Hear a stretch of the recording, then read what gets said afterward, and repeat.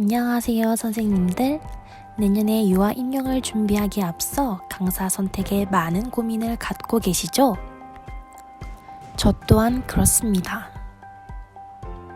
저는 이제 학교를 졸업하고 유아 임용 재수생이 되어서 어떻게 공부를 해야 할지 막막하고 계속 고민하고 있는데요.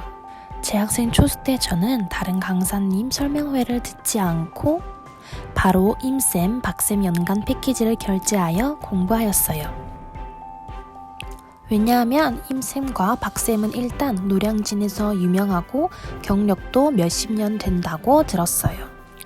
그리고 저희 학과 선배님들이 대부분 임쌤, 박쌤 강의를 듣고 합격하셔서 묻고 따지지 않고 바로 임박쌤을 선택했었죠.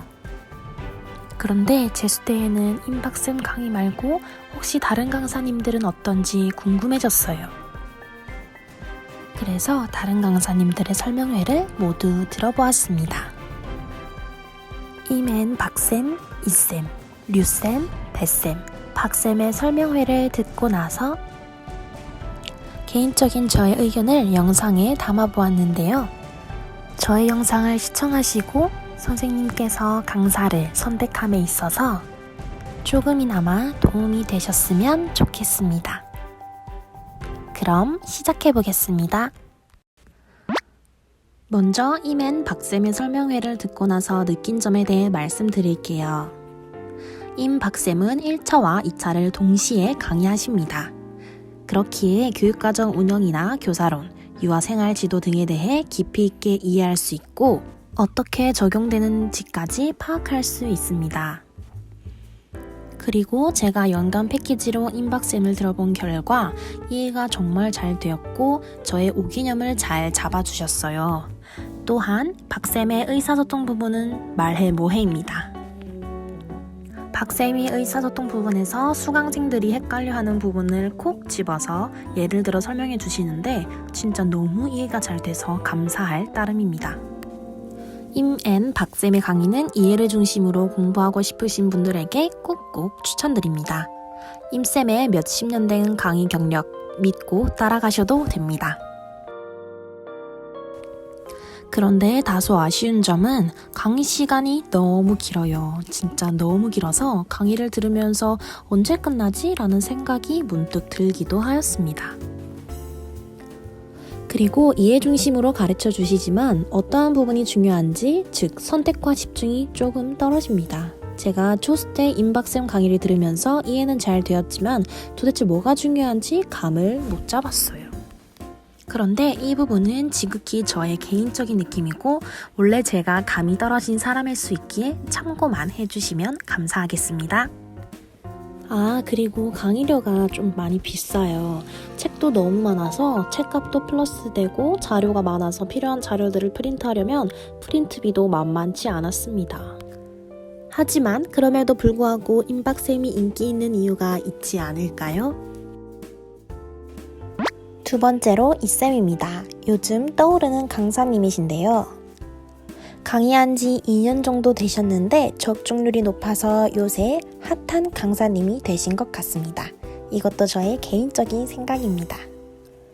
이쌤은 1차 준비 후 2차 준비를 해주시며 수강생들이 6월에 시험장을 들어가도 시험을 볼 수 있게 만드는 것이 목표라고 말씀하셨습니다. 저는 이쌤이라는 분을 처음 뵈서 잘 모르지만 이쌤 설명회에서 이쌤의 장점에 대해 말씀해 주셨습니다. 이쌤의 장점은 책이 좋고 구조와 자료도 좋고 적중률이 좋다고 말씀하셨는데요. 이쌤께서 나오는 것, 안 나오는 것에 대해서 콕콕 집어주시며 그렇게 콕콕 집어주신 것들이 대부분 적중률이 좋았다고 합니다. 이쌤께서 국가고시 문제를 출제하신 적이 있다고 하셔서 본인의 경험을 토대로 문제를 예상하신다고 합니다. 그리고 2년 동안 어긋난 적이 없다고 하시네요. 세 번째, 류쌤입니다. 류쌤은 누리과정 문서와 교육과정 이론과 실제, 기출문제를 엮어서 공부하라고 말씀하셨습니다. 그리고 강의를 줌으로 하시는 것 같고 개론 개강일이 1월 6일, 논술 개강일이 1월 8일인 것으로 보아 논술을 1월부터 시작하시는 것 같아요. 류쌤이 이번 2021 유아인용 시험에 가치관과 관련된 내용이 나올 거라고 말씀하셨다고 해요. 그런데 진짜 저희 문제에 가치관 관련된 문제가 나왔잖아요. 제 기억으로 교육과정 B의 2번 문제가 가치랑 관련된 문제인 것 같아요. 그래서 되게 신기했어요. 저는 유쌤의 수업 실연이랑 면접 관련 영상을 유튜브를 통해 보고 우와, 이 쌤 되게 괜찮다 라는 생각을 한 적이 있었습니다. 그런데 유쌤을 결제하기에 조금 망설이긴 했습니다. 왜냐면 제가 잘 모르는 강사님이었기 때문이라서요. 혹시 류쌤 강의를 듣고 계시는 선생님 있을까요? 있으면 댓글 부탁드립니다. 네 번째, 뱃쌤입니다. 뱃쌤 강의는 저희 친구들이 많이 들었습니다. 뱃쌤의 구조와 자료는 정말 좋다고 들었으며 모의고사를 7회 정도까지 한다고 하네요. 이 모든 정보는 줍줍입니다. 그리고 뱃쌤께서 1월부터 5월까지 사고력을 키우고 이해를 많이 해야 하고 6월에서 8월까지는 암기의 중점, 9월에서 10월은 문제 적용력과 답안 작성 훈련을 해야 한다고 말씀하셨습니다. 그런데 뱃쌤은 논술을 초에 시작하시고 중간에 텀이 있고 난 뒤 하반기 때 다시 논술을 시작한다고 들었어요.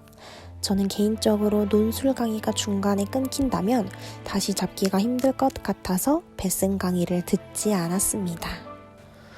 정말 수강생들 중에서 논술 강의가 중간에 끝났다가 다시 시작되었을 때 논술의 감을 잡기가 어려웠다라고 말씀하시는 분들이 계셨어요.